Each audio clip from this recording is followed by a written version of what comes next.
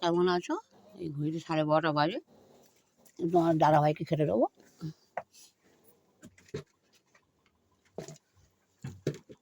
আজকে দেখো কী রান্না করি, তোমার সাথে শেয়ার করি। আগে দাদার ভাতটা দিয়ে দিই। আজকে একটা খুব সুন্দর জিনিস হয়েছে আমাদের। দেখাই, এই দেখো কচু শাক। এই কচু শাকটা যদিও আমাদের কিনতে হয় না, আমাদের যেহেতু গ্রামে বাড়ি।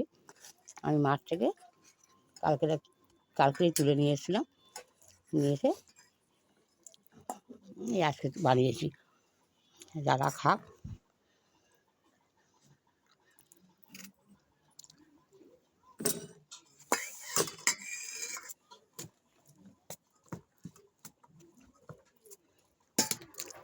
এই কচু শাকটা খাওয়া যদিও খুব ভালো জিনিস।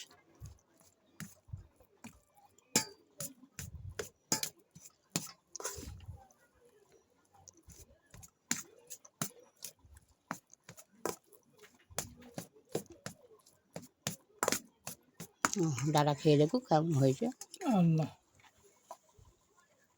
কে বলবে? হুম,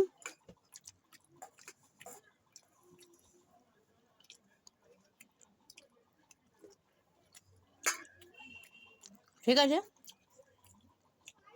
নুন ঠিক আছে, নুন ঠিক আছে। যদি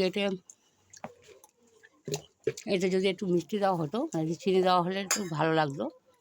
কিন্তু যেহেতু আমার সুগার অনেকটা বেশি, আর ডাক্তার আমাকে চিনি একদমই খেতে মানা করে দিয়েছে। চা পর্যন্ত আমার খাওয়া বারণ।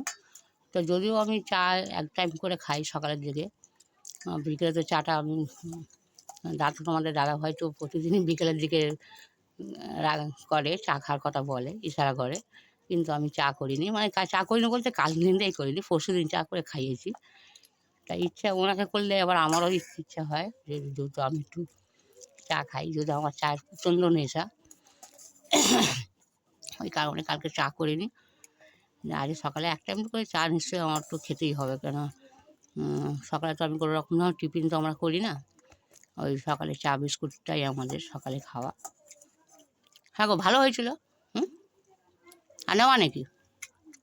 আর নেবে না? যাকে আর দেখো বন্ধুরা কী করেছি। এই যে টমেটো ডাল, এই কুমড়ো ঘন্ট। তা শুধু এই কুমড়ো ঘন্ট ডাল না খেলে ভালো লাগবে? ডাল দিয়ে কুমড়ো ঘন্ট খাও।